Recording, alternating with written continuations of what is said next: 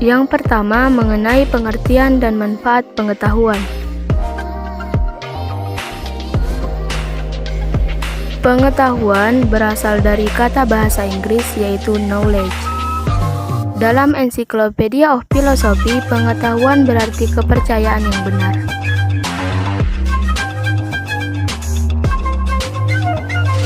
Menurut Dr. Sidi Ghazalba, pengetahuan adalah apa yang diketahui manusia atau hasil proses dan usaha manusia untuk tahu. Dan John Dewey tidak membedakan pengetahuan dengan kebenaran, sehingga menurutnya pengetahuan itu harus benar. Manfaat pengetahuan. Apabila pengetahuan seseorang tersebut bertambah atau berkembang, maka manusia tersebut akan lebih mengenal alam semesta dan seisinya. Manusia tersebut juga dapat lebih mengenal kehidupan pribadi manusia itu sendiri. Seseorang tersebut akan memiliki kemampuan dalam menggambarkan, menguraikan, menganalisa, dan menjabarkan bagian-bagian dari hal yang diketahuinya. Sumber pengetahuan.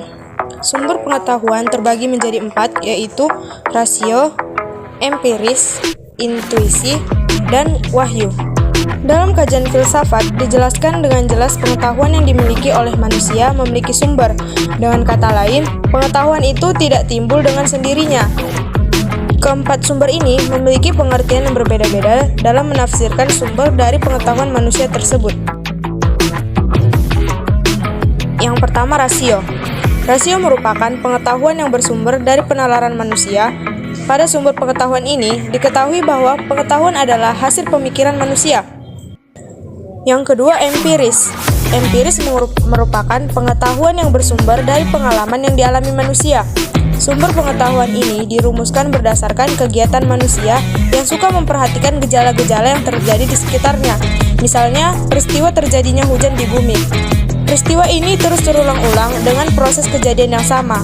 Hal ini menjadi daya tarik bagi manusia. Muncul pertanyaan, mengapa selalu turun hujan? Dari pengalaman itulah manusia tergerak untuk bernalar hingga melakukan penelitian penyebab terjadinya hujan. Yang ketiga, intuisi. Intuisi merupakan sumber pengetahuan yang tidak menentu dan didapatkan secara tiba-tiba.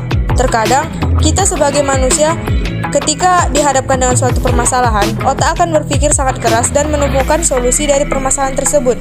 Tingkat berpikir otak berbanding lurus dengan masalah yang akan diselesaikan. Semakin sulit tingkat permasalahan yang akan dipecahkan, semakin keras juga kinerja otak akan berpikir menyelesaikan masalah tersebut.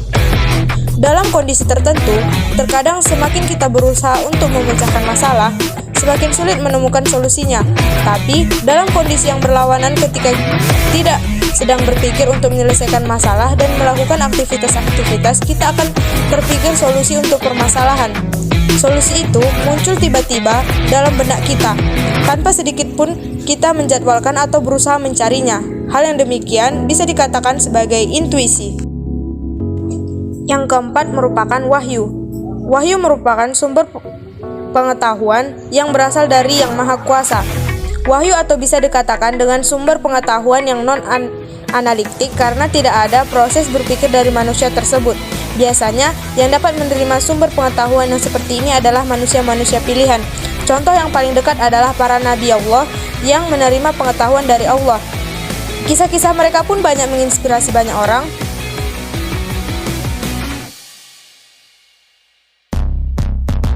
Jenis-jenis pengetahuan. Ada beberapa jenis pengetahuan menurut Salam yang mengemukakan bahwa jenis pengetahuan manusia ada 4, yaitu yang pertama adalah pengetahuan biasa atau disebut dengan common sense. Pengetahuan ini diartikan bahwa seseorang memiliki sesuatu di mana seseorang tersebut dapat menerimanya secara baik.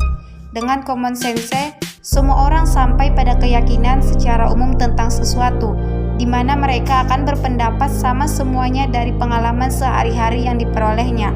Contohnya, air dapat dipakai untuk menyiram bunga. Yang kedua adalah pengetahuan ilmu atau sains. Ilmu pada prinsipnya merupakan suatu usaha untuk mengorganisasikan dan mensistematiskan common sense, suatu pengetahuan yang berasal berasal dari pengalaman dan pengamatan dalam kehidupan sehari-hari. Yang ketiga adalah pengetahuan filsafat. Pengetahuan filsafat merupakan pengetahuan yang diperoleh melalui kontemplatif dan spekulatif. Pada pengetahuan filsafat, lebih menekan kepada universalitas dan kajian kedalaman tentang sesuatu. Filsafat biasanya memberikan yang reflektif dan kritis, sehingga ilmu yang tadinya kaku dan cenderung tertutup menjadi lebih longgar. Dan yang keempat adalah pengetahuan agama, merupakan pengetahuan yang hanya diperoleh dari Tuhan lewat para utusannya, yang bersifat mutlak dan wajib diyakini oleh penganut agama tersebut. Selanjutnya, perbedaan ilmu dan pengetahuan. Ilmu, dilansir dari Australian Academy of Science, ilmu adalah kumpulan pengetahuan yang telah teruji kebenarannya dan disusun secara sistematis berdasarkan dengan metode ilmiah. Sedangkan pengetahuan adalah informasi akan suatu kejadian yang belum teruji kebenarannya. Jangkauan pengetahuan memiliki jangkauan yang sempit, karena dalam pengetahuan kita hanya tahu saja tanpa mengerti bagaimana dan mengapa sesuatu itu terjadi. Misalnya pengetahuan bahwa atom tersusun dari bagian lain yang lebih kecil. Di sini kita tidak tahu apa itu bagian terkecil dan bagaimana susunan atom tersebut. Namun, ilmu memiliki jangkauan yang lebih luas karena ilmu menguji dan juga meneliti segala sesuatu. Misalnya dalam ilmu fisika, kita dalam mengetahui bahwa atom terdiri dari proton, neutron, dan elektron. Ilmu juga mengetahui bahwa elektron memiliki tingkat energi yang berdampak pada sifat fisik atom tersebut. Selanjutnya, metode pembuktian. Pengetahuan bersifat subjektif atau bergantung pada siapa yang mengetahui hal tersebut. Pengetahuan membuktikan sesuatu bergantung pada siapa yang membuktikannya. Jika ia seorang pemuka agama, pengetahuan akan dibuktikan menurut agama yang dipercayainya. Jika ia seorang politikus, maka pengetahuan akan dibuktikan menurut pemikiran politik dan kepentingannya. Berbeda dengan ilmu yang selalu dibuktikan dengan metode ilmiah yang sistematis, dalam ilmu terdapat percobaan yang tersusun secara jelas dengan langkah-langkah dan rambu-rambu yang sudah jelas. Hal ini membuat ilmu bersifat objektif, tidak peduli siapa yang membuktikan ilmu tersebut, yang akan dilihat hanyalah objek penelitiannya saja.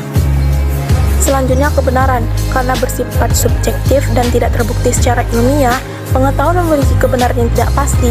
Beberapa pengetahuan bersifat pendapat yang tidak terbukti apakah benar atau salah, melainkan hanya mengisi kekosongan dari suatu pertanyaan saja. Namun ilmu merupakan sesuatu yang pasti kebenarannya karena terbukti secara ilmiah dan bersifat objektif. Misalnya di negara manapun, ilmuwan apapun, semuanya akan setuju bahwa kecepatan cahaya adalah 3 kali 10,8 meter per sekon. Para ilmuwan di seluruh dunia sepakat tentang kebenaran dari ilmu. Inti dari kajian filsafat ilmu adalah membahas 3 aspek, yaitu ontologi, epistemologi, dan aksiologi. Ontologi antara lain membahas objek sains, macam-macam pengetahuan dan struktur sains. Ontologi merupakan ilmu yang membahas tentang hakikat yang ada dengan berdasarkan logika semata. Contoh dalam pelajaran pendidikan agama Islam membahas tentang berbagai macam pengetahuan. Di antaranya adalah bagaimana sikap murid terhadap guru, sikap guru terhadap murid, sikap murid dan guru terhadap ilmu pengetahuan.